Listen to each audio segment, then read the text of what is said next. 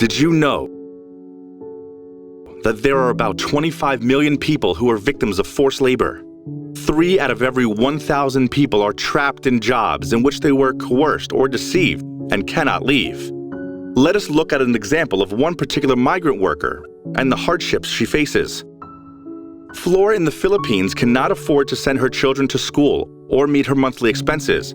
She travels long distances selling home-cooked goods on the street and sometimes collects extra cash when cooking for larger events.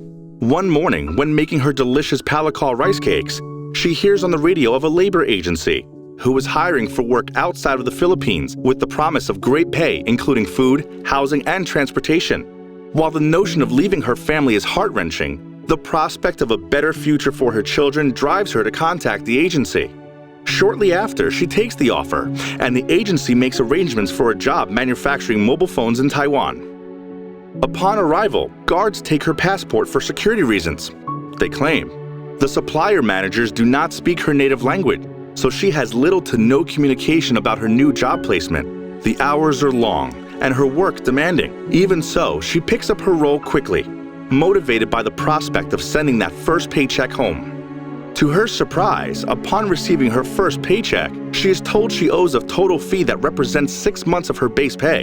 In addition, her pay is further reduced by deductions for housing, transportation, and her work visa.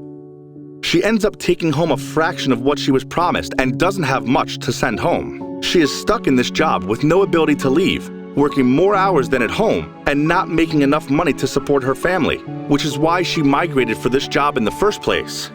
Flor's situation continues until she has paid the full recruitment fee to the labor agent, which takes her over 12 months. Flor is feeling mentally, emotionally, and physically burdened by the debt bondage situation. Flor's story poses a real issue in supply chains in the world today, and HP is committed to eradicating situations of forced labor and trafficking of workers. Our policies prohibit the use of forced labor, and our suppliers, as well as our facilities, are required to directly hire their workers to prevent labor agencies from withholding fees and passports from people like Flor. We discourage but don't prohibit the use of recruitment agencies to help find workers, but we require that the manufacturer itself hire the worker at a minimum.